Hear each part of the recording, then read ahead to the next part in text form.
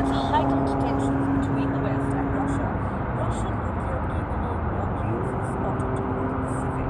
The jets were intercepted by American F-16s near Alaska. According to the Russian Defense Ministry, two of its Tu-95 MS strategic bombers flew over the Pacific Ocean, the Bering Sea, and the Sea of Okhotsk. Moscow says the nuclear-capable jets performed a planned flight in the airspace over the neutral waters. Flight duration was more than 12 hours. The Russian Defense Ministry has asserted all the flights carried out were in strict accordance with the international rules of the use of airspace. The aircraft were escorted by MiG-31 fighter planes and refueled while in the air. The flight by the Russian nuclear-capable planes comes at a time when tensions are running high between the West and Russia, thanks to the ongoing Ukraine war, which has now entered its seventh month. The United States and NATO have warned that Russia could in fact test its nuclear forces in the near future. Meanwhile, according to the North American Aerospace Defense Command, US F-16 warplanes had intercepted two Russian bombers in the international airspace near Alaska on Tuesday.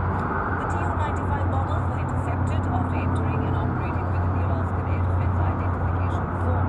Interceptions of Russian aircraft in the area, which is close to the country's far eastern border, are relatively frequent. Russia typically holds annual nuclear exercises around this time of year, though it is unclear if the presence of the bombers was related to the threats. Earlier, we spoke to Peter Kushnick from Washington, D.C., the director of Nuclear Studies Institute at American University. Under normal circumstances, this would not be considered a serious threat.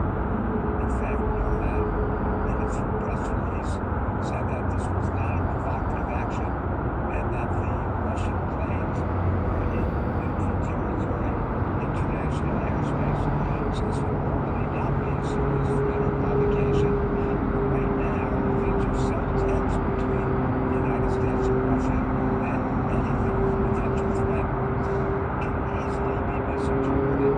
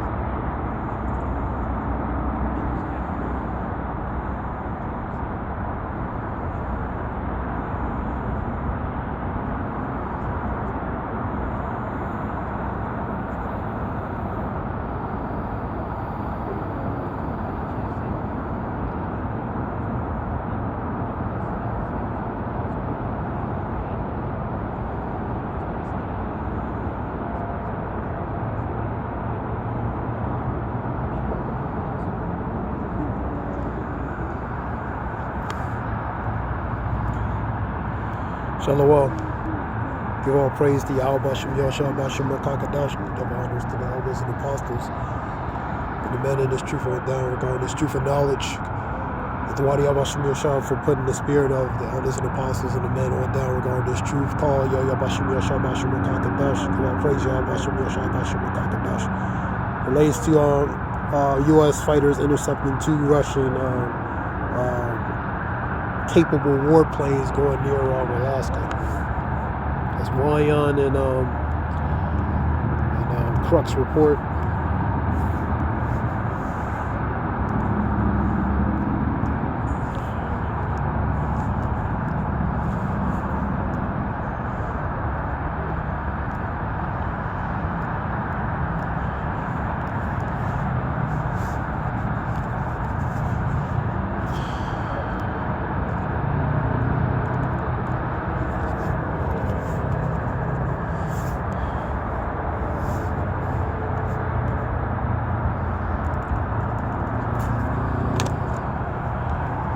So that was a report relating to those 2 reports.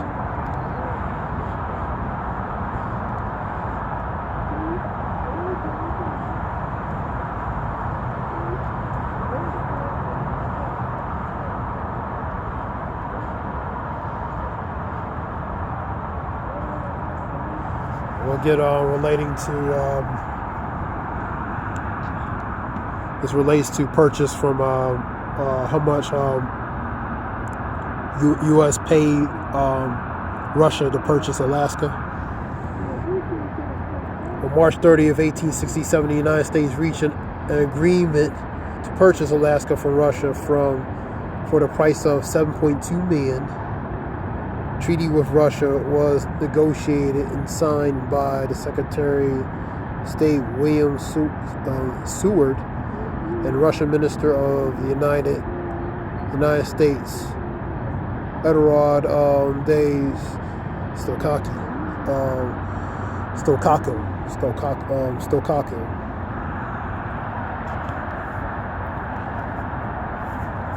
Why did the U.S. buy Alaska for Russia? Russia offered to sell Alaska to the United States in 1859, believing the United States would offset the designs of Russia's greatest rivals in the Pacific and Great Britain.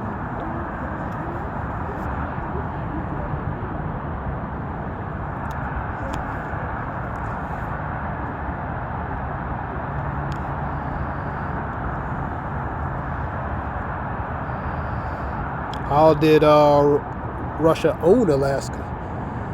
From the 3 Saints Bays, Alaska mainland was explored and other full trades centers were established in 1786. Shiliakov returned to Russia in 1790. Dispatch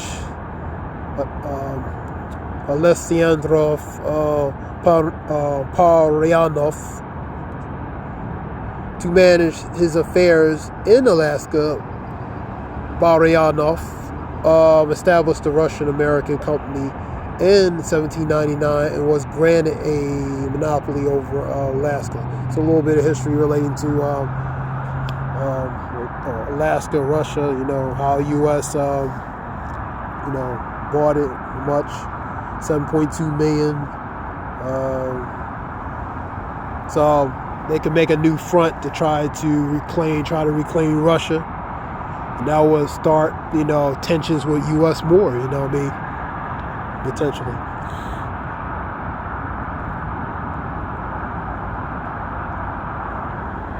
Alaskan purchase was the United States acquisition of Alaska from the Russian Empire. Alaska was formally transferred to the United States on October 18, 1867 through a treaty ratified by the United States Senate.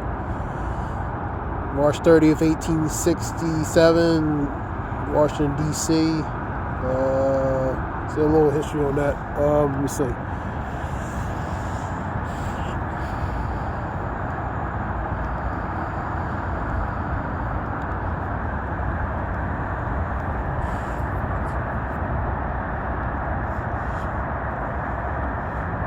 Let's go to Isaiah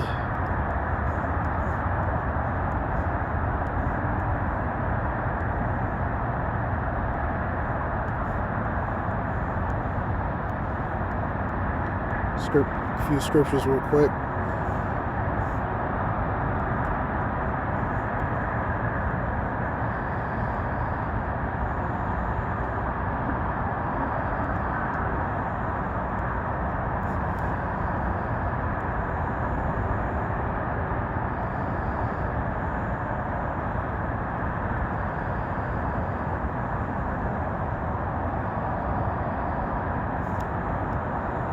I'm going to go to, we'll start at Isaiah 13. Therefore I will shake the heavens, and the earth shall remove out of her place. That's pretty much out of his axis. The scripture talks about the earth will be drunken like to and fro. The sun shall be sackcloth, the moon shall lose its light, and the earth moving too like sackcloth. The earth moving drunken to and fro, man. So literally moved out of his axis. Also Leviathan took that too as well, man. Read it again. Therefore I will shake the heavens, and the earth shall remove out of her place, and the wrath of the Lord of hosts, in the day of his fierce anger, and ultimately the missiles as well, man. It'll be like stars that fall. That's the missiles coming, man. And also, the force of the missiles and the power of the missiles is going to generate relating to that pretty much that the earth being moved out of axis, man. 14. And it shall be as a chased roe, which is a deer, man, and as a sheep that no man taketh up, man. So that deer is pretty much on the run, man, being hunted, man. And as a sheep that no man taketh up, so have no form of protection for that sheep. Because the sheep, the shepherd looks out for that sheep, man. So at that time, the sheep's going to be on the loose, man. And as it shall be as a chased roe, and as the sheep that no man taketh up, they shall every man turn to his own people. So everyone's going to turn to their own kind in that time, man. It's not going to be what you see now, kumbaya, everybody try to, mesh together and get along. It's going to come a time where people are going to go to their own kind, man. Because it's going to be a certain dynamic in the society that's going to happen, man. For as iniquity abound, the love of many shall wax cold, man. So it's going to be civil. It's going to be martial law, war, pestilence, famine, a specific thing, specifically and especially relating to Revelations of 13, 16 on down. That's the main prophecy, man. That and of course, war, hearing of wars, rumors of wars, and all types of calamities that's going to be happening, man. So people are going to go to their own kind, man. Read again. And it shall be as a chased roe, and as a sheep that no man taketh up. And they shall every man turn to his own people, and flee everyone into his own land, man. So they're going to go to their own kind, flee to their own land, man. They're going to be trying to leave too. Prior, before, 15. Everyone that is found shall be thrust through. That's why they're running, man. So if they get caught, they're going to, certain things going to happen. And everyone that is joined into them shall fall by the sword. That's judgment, man. Scripture talks about join hand in hand. That shall not go unpunished, man. 16. And their children also shall be dashed to pieces before their eyes. Their houses shall be spoiled, and their wives ravished. And ravished goes to something that's physically assaultive, in a matter of speaking, man. And another word would be, the R word, which I'm not going to say, for allegorical reasons. But algorithm reasons. So that's what's going to happen. Go to scripture on 28 and 50, talks about a nation of a fierce countenance, they shall not regard young or old, man. Paraphrasing. That's 28:50 of Deuteronomy. Not talking about really relating to the Israelites, relating to the curses, but you can fast forward it and put it, a nation of a fierce countenance, a fierce appearance. They're not going to regard young or old, man. So the ones in power, man, they're not going to have pity on the young and old, man. 17.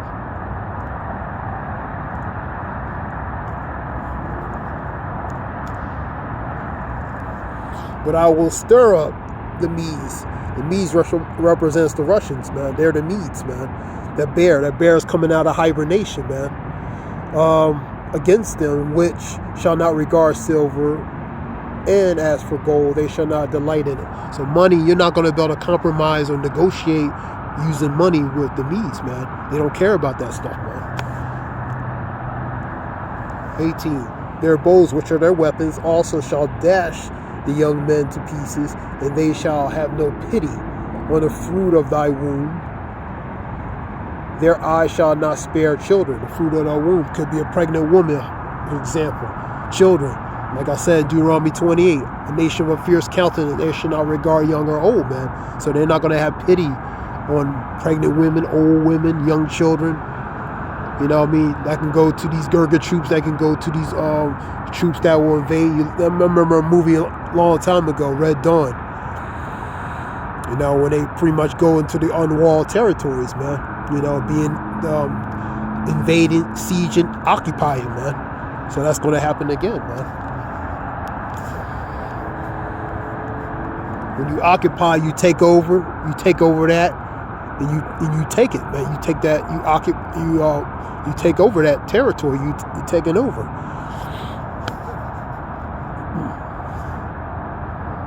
In Babylon, the glory of the kingdom and the beauty of the Chaldeans, excellency, be as when God overthrew Sodom and Gomorrah, man. So it's going to be like the previous Sodom and Gomorrah, man, but but a lot more worse. And it shall never be inhabited again, neither shall it be dwelt in the generation to generation, neither shall the Arabian pitch tent there, neither shall the shepherds make their foals there. Let's talk about Babylon, man. That great and mighty city, in 1 hour thy judgment come, man. Relating to Revelations, I believe, 18 and 10. Wild beasts of the field, deserts shall lie therein. Their houses shall be full of doleful creatures. Owls shall dance there, and satyrs shall dance there. So that's what's only going to be left there. Let me go to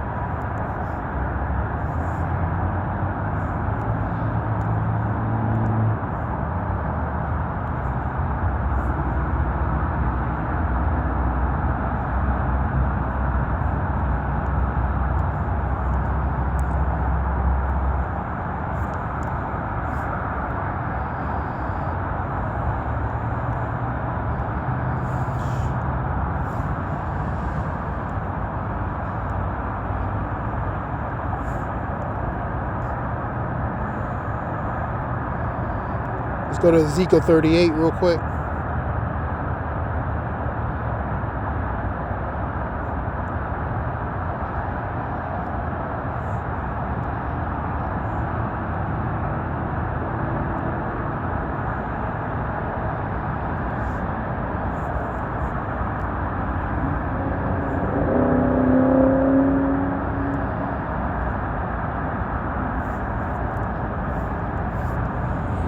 Thus saith the Lord God, it shall also come to pass that at the same time shall things come into thy mind, and thou shalt think an evil thought. And that's the ones they saw the Lord's put in their spirit, which is their mind, to think of an evil thought. For example, that the Medes, man.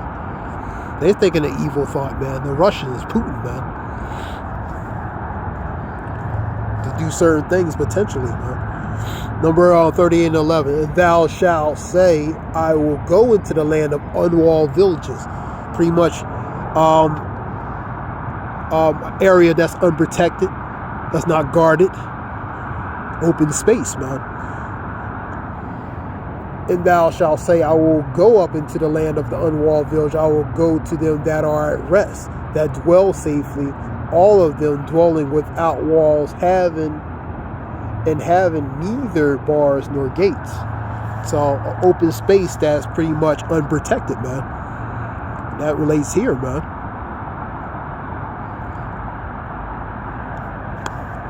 That relates to Babylon, aka America, man. To take a spoil and to take a prey, to turn thy hand upon the desolate places that are now inhabited, and upon the people that gather out of the nations which have gotten cattle and goods and dwell in the midst of the land. So they're going to go to unwalled territory, a space, open space, area that's not protected, to a people that are at rest, man, or at ease, man. They're going to catch them like a thief in the night. 1 Thessalonians 5:3. When they say peace and safety, then sudden destructions shall happen. Sudden destruction shall happen like a woman in travail, man. That's 1 Thessalonians 5:3, man. So they're going to come to when the people are at rest, man. A place, unwalled territories when people are at rest, come like a thief in the night. You know what I mean? And they're going to invade that area, man. So it's telling you it's going to go to area unwalled territories where there is no protection, no bars to protect the inhabitants of the earth, and to take spoil and to take a prey into thy hand, man. In these places, man, make the places desolate, man. So that's they're going to siege, occupy, and pretty much take over, man.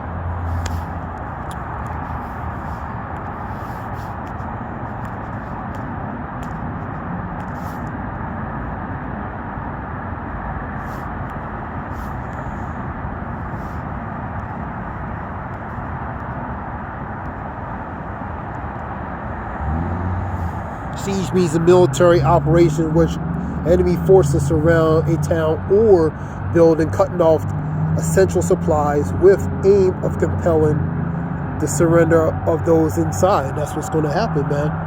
They're going to cut off major vital points.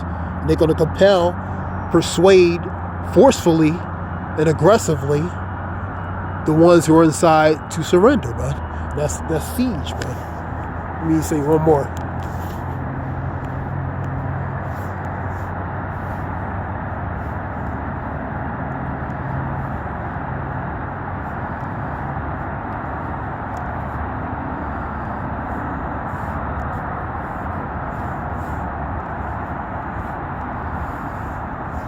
Occupy.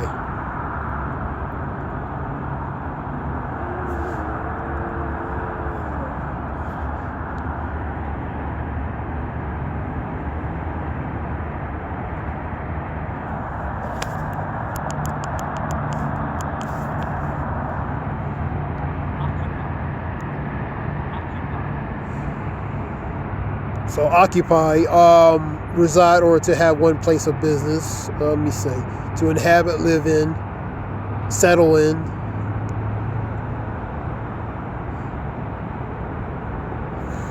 Yeah, pretty much they're gonna settle, inhabit.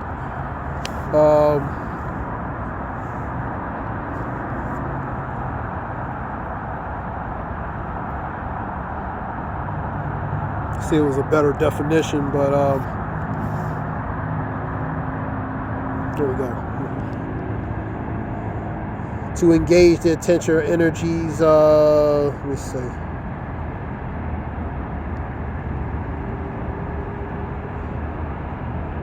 Yeah, pretty much to occupy, inhabit, take in that territory. Let me see if I can get a better definition.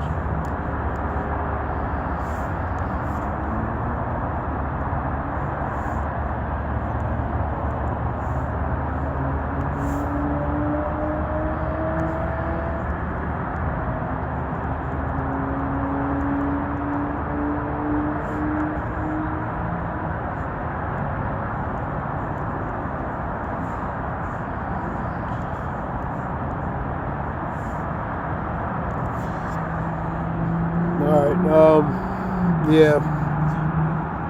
Okay, that pretty much makes it, you know. So that's what's going to happen. Shalom. That's pretty much what's going to happen. I'll give all praise to Yahweh Shem Yoshua Bashem Rakakadash. I hope this helps in some way. This is a little something relating to that. Those Russia trying to use pretty much intimidate, go in that area, to cause, invoke, provoke, the opposition, which would be U.S. in those areas, and U.S. intercepted in that with their to come in there to counter that. Hope this helps in some way. I'll give all praise Yahweh Shem Yoshua Bashem Rakakadash. This is Zayab Wolf Shalom.